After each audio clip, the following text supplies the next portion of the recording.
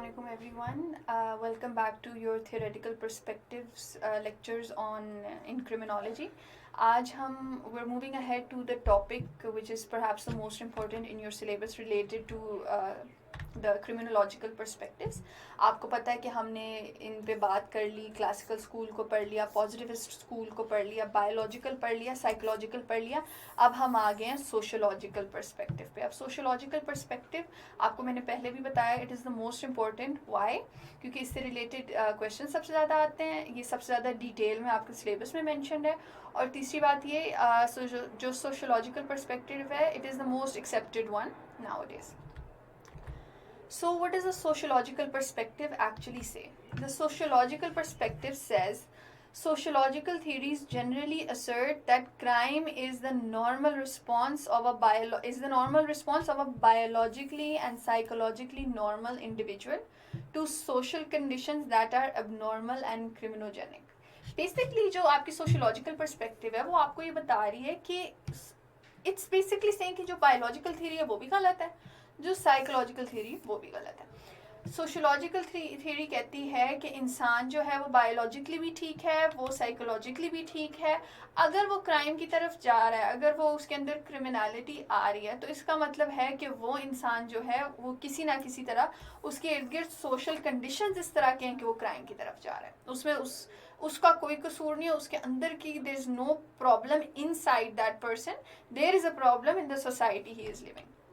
It focuses either on the social structural factors कि उस society के स्ट्रक्चर में क्या इशू है, या फिर it focuses on the arenas में family, school and peer groups आ जाते हैं. इसका मतलब है द सोशल ग्रुप्स या द सोशल इंस्टीट्यूशंस. तो बेसिकली आपकी जो सोशोलॉजिकल पर्सपेक्टिव है वो पिछली दो पर्सपेक्टिव्स को इनवैलिड कह के वो आपको ये कह रही है कि अगर इंसान अगर क्राइम कर रहा है तो वो क्यों कर रहा है, वो उसकी सोसाइटी की वजह से. और सोसाइटी में इस तरह के इश्यूज हैं या तो सोसाइटी के सोशल स्ट्रक्चर में या तो सोसाइटी के सोशल ग्रुप्स और इंस्टीट्यूशंस में इशू है जिसकी वजह से वो इंसान जो वो क्राइम कर रहा है.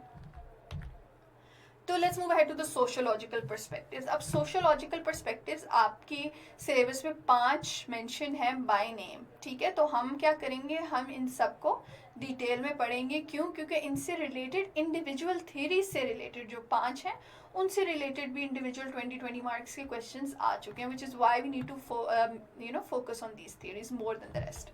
सबसे पहले आ जाती है social disorganization theory, strain theory, social control theory, learning theory and last the labelling theory. इस लेक्चर में हम फोकस करेंगे सोशल डिसऑर्गेनाइजेशन थ्योरी पे. So what is a social disorganization theory? Let's start off with this picture.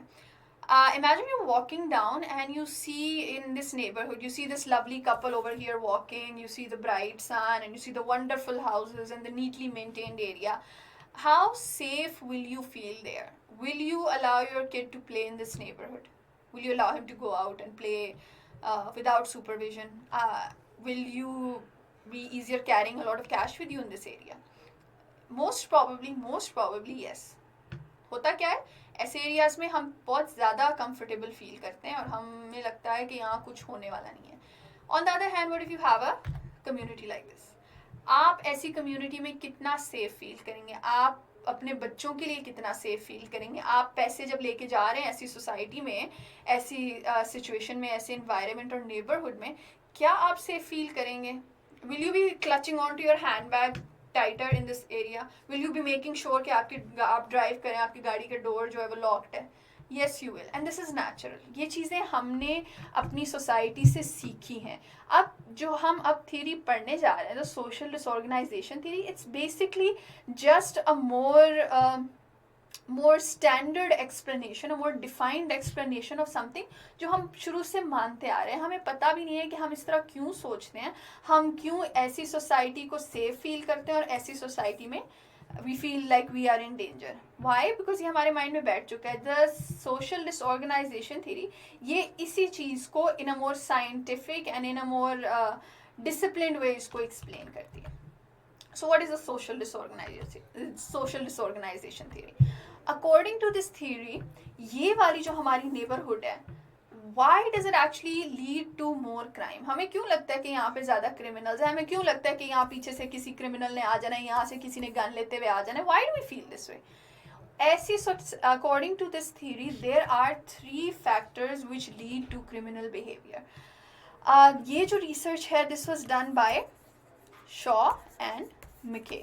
ये दो criminologists थे and they basically streamlined the social disorganization theory. अब तो social disorganization theory का जो नाम है यही काफ़ी है आपको समझाने के लिए कि किस तरह से ये जो theory है ये crime को explain करती है. बेसिकली कहती है कि जो society है वो इतनी डिसऑर्गेनाइज्ड होती है, जितनी डिसऑर्गेनाइज्ड होगी उतना ज़्यादा उसमें क्राइम होगा. और वो डिसऑर्गेनाइज्ड किन बेसिस पे होती है? these 3 reasons. अब ये जो 3 नाम है ना, जो 3 स्टेटमेंट्स हैं, ये आप लोगों ने याद करनी है. याद आपने करके एग्जाम में इनको मेंशन करना है, इन्हीं वर्डिंग में लिखना है और एक्सप्लेन फिर मैं आप लोगों को करके बताती हूँ. आप लोगों ने उसी तरह से आगे उसको एक्सप्लेन कर देना. नाउ सबसे पहली बात, कौन से फैक्टर्स हैं जो कि दैट लीड टू दिस? सबसे पहला is low socio economic status. Socio economic status का मतलब क्या होता है? सोशो मीनिंग सोसाइटी में उस इंसान की इज्जत, ठीक है, उसका स्टैंडर्ड, उसकी जो एक इम्पोर्टेंस और जो एक रिस्पेक्ट होती है, जो उसकी पोजीशन होती है सोसाइटी में, that comes under socio status. और इकोनॉमिक में पैसा, ठीक है. तो सोशो इकोनॉमिक स्टेटस का मतलब होता है कि ऐसी मतलब ऐसे लोग जिनकी सोसाइटी में बहुत ज़्यादा पैसा भी है और इज्जत भी है. तो according to this theory a neighbourhood an area, ये बेसिकली ये जो थ्योरी है ना, ये इलाकों को जज करा, ये एरिया को जज करा. It falls under criminal ecology, जो हमने स्टार्ट में मैंने आपसे डिस्कस की थी. ये इलाके को डिस्कस करा, उस हिसाब से क्राइम को स्टडी करा है. तो ये थ्योरी कहती है कि ऐसी सोसाइटी जहाँ पे लो सोशो इकोनॉमिक स्टेटस के लोग ज़्यादा होंगे, वहाँ पे क्या कहते हैं, क्राइम ज़्यादा होगा. ठीक है, जितने लो सोशो इकोनॉमिक स्टेटस वाले लोग होंगे उतनी क्राइम ज़्यादा होगी. तो बेसिकली ये कह रहा है कि जो गरीब हैं, जिनकी सोसाइटी में उस तरह से इज्जत और रिकग्निशन नहीं है, अगर ऐसे लोग एक इलाके में ज़्यादा रह रहे हैं तो उस इलाके में क्राइम के चांसेस ज़्यादा हो जाते हैं. ठीक है. The second thing is bit technical to understand, that is ethnic heterogeneity. Ethnic का तो मतलब होता है you can somehow relate it to race. Basically तो they're different things, लेकिन समझने के लिए it's like race. Heterogeneity means different, ठीक है, a mixture of different things.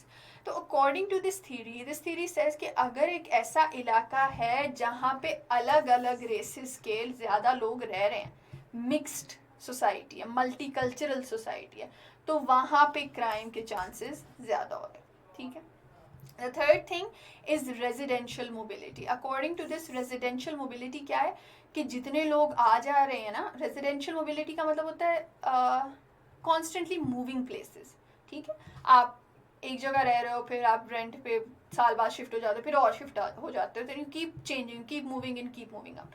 तो ऐसी सोसाइटी जहाँ पे रेजिडेंशियल मोबिलिटी ज़्यादा है, जहाँ पे लोग ज़्यादा अरसे नहीं रह रहे, तो वहाँ पे क्या है, वहाँ क्राइम ज़्यादा होता है. इसके पीछे रीज़न क्या है कि देखिए, अब आप अपनी सोसाइटी में ही देख लें कि ऐसा इलाका जहाँ सारे लोग पिछले जनरेशन से एक दूसरे को जानते आ रहे हैं, तो उसमें क्या होता है, उसमें क्रिमिनल एक्टिविटी कम होती है, क्योंकि आपकी सोसाइटी में बड़ी बॉन्डिंग सी हो जाती है. तो according to this, residential mobility का मतलब है कि लोग आ जा रहे हैं तो वो बॉन्डिंग नहीं हो रही उनकी. तो जब बॉन्डिंग नहीं है, उन्हें पता है कि हमने साल बाद चले ही जाना, तो ऐसी सोसाइटीज़ में क्रिमिनल एक्टिविटी ज़्यादा हो जाती है. तो ये 3 फैक्टर्स जो हैं, they lay the basis for the social disorganization theory. Poverty is the mother of crime. You can use this quotation, you can use it for social disorganization theory, you can use it for white collar crime, you can use it for a lot of things. So learn this quote, and if you want you can use it, or you can use similar quotes as well. So what is this theory basically? Let's sum it up. कोशिश करें कि अगर आपके exam में diagram भी आप draw कर सकते हैं ना, तो go for it. I personally did that and it worked out great for me. So that is why I'm adding these sort of things. आप लोग भी कोशिश करें, आप पहले अच्छे से एक्सप्लेन करें, फिर एक डायग्राम भी बना लें. सबसे पहले वही 3 चीज़ें, low socio economic status, residential mobility, ethnic heterogeneity. जिन सोसाइटीज़ में ये चीज़ें ज़्यादा हैं, उन सोसाइटीज़ में क्या होगा, क्राइम ज़्यादा होगा. लेकिन क्यों? बिकॉज जब ये तीनों चीज़ें होती हैं they eventually lead to sparse local friendship networks. वही मैंने पहले बात की थी कि जब लोग मूव अराउंड बहुत ज़्यादा कर रहे हैं और परमानेंट रेजिडेंस नहीं है उनकी वहाँ पे, रेजिडेंशियल स्टेबिलिटी नहीं है उनकी वहाँ पे, तो क्या होता है उनमें वो बॉन्ड नहीं बनता, उनमें वो लोकल फ्रेंडशिप्स नहीं बनती. तो that is one reason. Second thing is unsupervised teenage peer groups. ऐसी सोसाइटीज़ में फिर बच्चे जो हैं they are not supervised, parents उनके घर नहीं होते, वो खुद टीनेज ग्रुप्स बनते हैं and they go out doing reckless things, और वही टीनेजर्स बड़े होकर क्रिमिनल्स बनते हैं. So this is another thing that happens. In low civic participation, they do not participate in the civic activities of their society. तो ये तीनों चीज़ें जब एक जगह पे हों, this leads to all three of these factors. और इन तीनों फैक्टर्स की वजह से फिर आगे क्या होता है आपके पास, यू हैव सोशल डिसऑर्गेनाइजेशन, जो कि इस थ्योरी का नाम है. इवेंचुअली क्या होता है, आपकी जो सोसाइटी है वो डिसऑर्गेनाइज्ड हो जाती है. सोसाइटी डिसऑर्गेनाइज्ड हो गई तो फिर इवेंचुअली क्या होगा, you will have crime. And this is how the social disorganization theory relates and explains crime. So I hope you all understood what the social disorganization theory was. Please use the proper terminology, use the proper words and make sure you explain them with examples. आप लोगों ने भी यही कोशिश करनी है कि examples दें अपनी society से, या कोशिश करें अपनी society से ही examples दें, और बाद में जहाँ आपको लगे कि ये theory apply हो सकती है इसको apply भी करें. ठीक है. So now that we've done one of our major theories of the sociological perspective, आगे हम जाके जो इसकी बाकी 4 theories हैं we're going to move on to them. Okay, Allah Hafiz.